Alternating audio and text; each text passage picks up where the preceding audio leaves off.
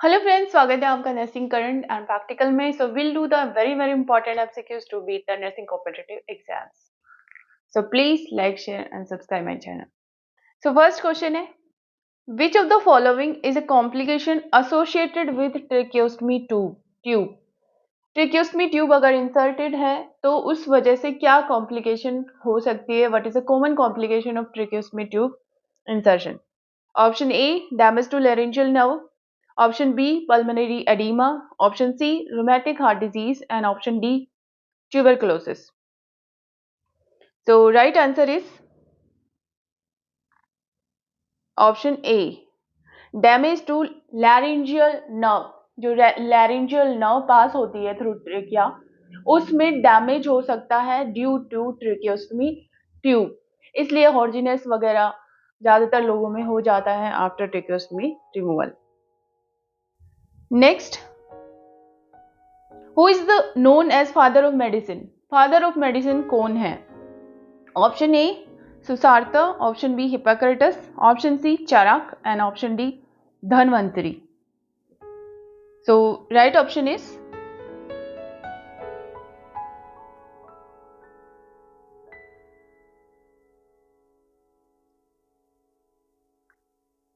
Next question, who is known as the father of surgery? Father of surgery कौन है? Option A Charak, option B Sushruta, option C Hippocrates and option D Dhanvantari. So right option is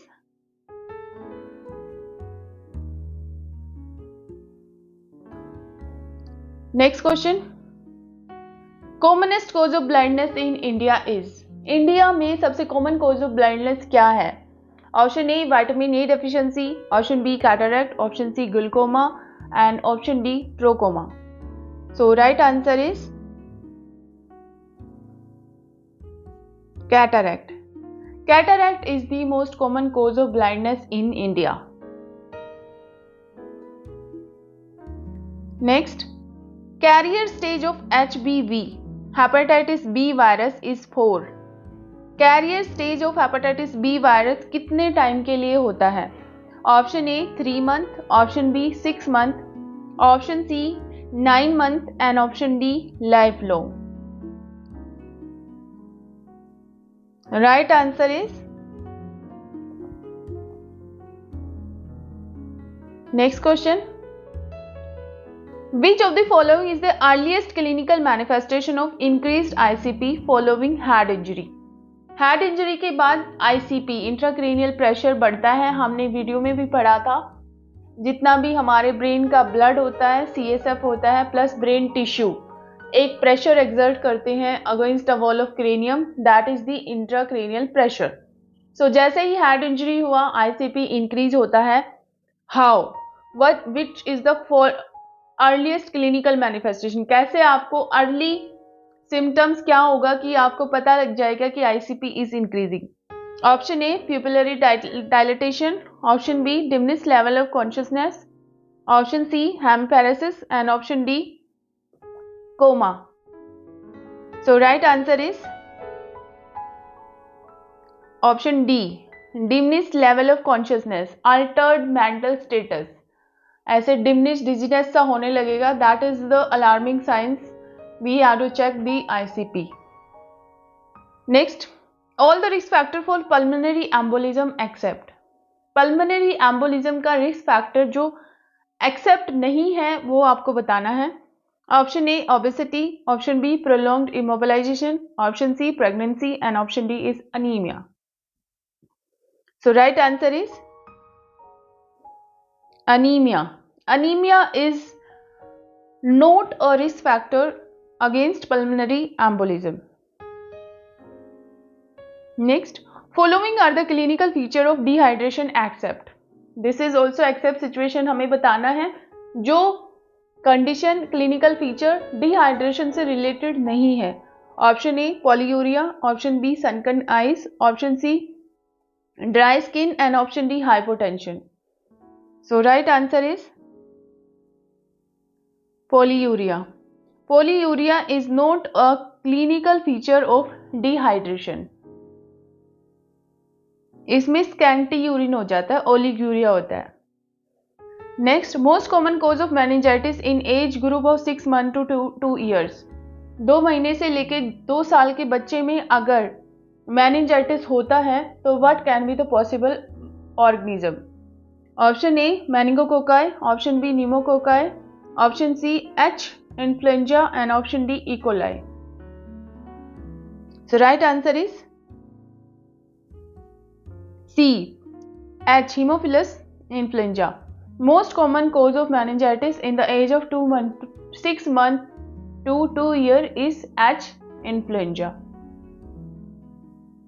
Next, which of the following is not an autoimmune disease? जो autoimmune disease नहीं है वो आपको बताना है। Option A SLE, systemic lupus erythematosus, option B rheumatoid arthritis, option C H. influenza and option D is E coli. So autoimmune diseases वो diseases होती हैं जो हमारी बॉडी का इम्यून पावर स्लो होने की वजह से हमारी बॉडी खुद को ही अटैक करने लग जाती है, या मिसगाइडेड कुछ ऐसी सिचुएशन हो जाती है कि हमारी जो body cells, immune body cells हमारी सेल्स को ही किल करना शुरू कर देती है। So that is called auto immune disease. Auto मतलब खुद का इम्यून सिस्टम अपनी ही सेल्स को किल करना, that is auto immune diseases. So जो नहीं है वो आपको बताना है। Option D E coli. E coli is not a auto immune disease. Next question is autosomal recessive disease except. आपको जो ऑटोसोमल रिसेसिव डिजीज नहीं है वो आपको बताना है। Option A Marfan syndrome, option B phenylketonuria, option C sickle cell anaemia and option D Wilson disease. So right answer is A Marfan syndrome. Marfan syndrome is not a autosomal recessive disease. Autosomal recessive disease क्या होती है और इसके opposite भी एक disease होती है, वो उसके बारे में हमने एक पूरा डिटेल में वीडियो बनाया था और पढ़ा भी था। तो अगर आपने नहीं देखा है तो उसमें जाके आप पूरा डिटेल देख सकते हैं। So Marfan disease it's not a autosomal recessive disease. Next, causative organism of diarrhoea in AIDS patient. AIDS patient में डायरिया होने का सबसे कॉमन कॉज क्या होता है? Option A rotavirus, option B E coli, option C cryptosporidium and option D streptococcus aureus. So right answer is C. Cryptosporidium. This is the causative organism to cause diarrhea in AIDS patient. Typhoid fever, option B malignant fever, option C malaria and option D dengue. So right answer is dengue fever. Dengue fever is also called breakbone fever. Next, weight gain occurs in all except. किस condition में weight gain नहीं होता? Option A hypothyroidism, option B steroid therapy, option C Cushing syndrome and option D pheochromocytoma. Pheochromocytoma it's a state of tumour of adrenal gland पे, जो adrenal gland का जो tumour हो जाता है उसको फियोक्रोमोसाइटोमा बोलते हैं। तो वेट गेन कौन सी कंडीशन में नहीं होता है? ऑप्शन डी फियोक्रोमोसाइटोमा में वेट गेन नहीं होता। बाकी तीनों सिचुएशन में hypothyroidism, steroid therapy and Cushing syndrome. Cushing syndrome में excessive level of corticosteroid hormone in our body, वो सिचुएशन में वेट गेन हो सकता है। Next, innate focus, option C pneumocystitis and option D mycoplasm. So right answer is C न्यूमोसिस्टिक।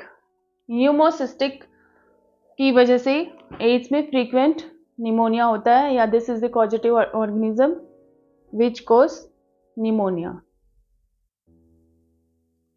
Next, Which of the following drug is used for dilatation of pupil in children? बच्चों में प्यूपिल dilate करने के लिए कौन सी drug use होती है?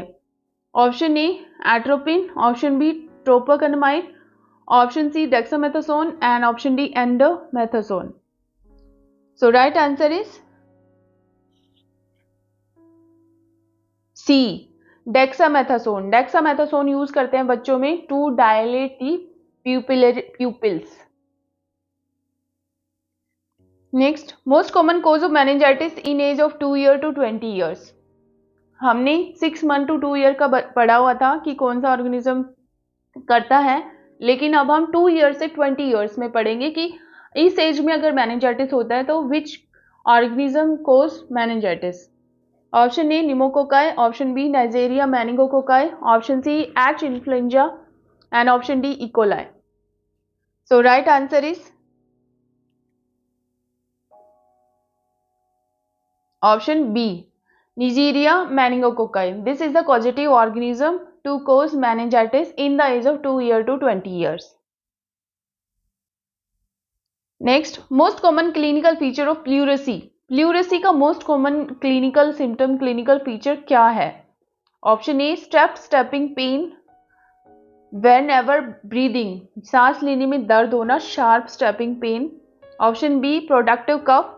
Option C cyanotic and option D tachycardia. Right answer is A sharp stabbing pain whenever breathe करते time sharp shooting pain जैसा होना, that is the clinical feature of pleurisy. Common site of liver abscess. liver abscess होने का common site कौन सा है? Liver में liver abscess कौन सी जगह पे सबसे कॉमनली होता है? Option A right lobe of liver, option B left lobe of liver, option C both lobes and option D none of this. Right is right lobe of liver. Right of lobe of liver is the common site for liver abscess in liver. Arterial blood gases value of a patient deteriorates.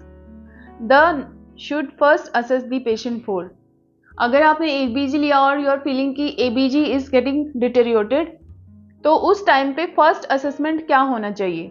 Option A cyanosis to check the cyanosis, option B bradycardia, option C restlessness and mental because the patient can be confuse, option D no need of any action because it's a normal. So right answer is option C. Assess the patient for restlessness and mental confusion. Because इसमें oxygen level कम हो जाता है, CO2 level बढ़ जाता है.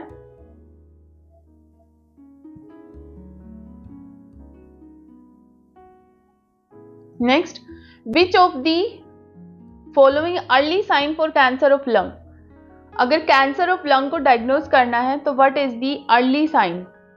Option A dysphagia, option B persistent cough, option C usual bleeding and option D aphasia.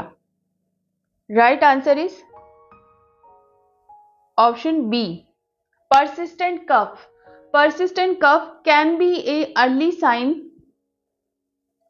to check the cancer of lungs, या फिर persistent cough can be early sign to predispose the lung cancer.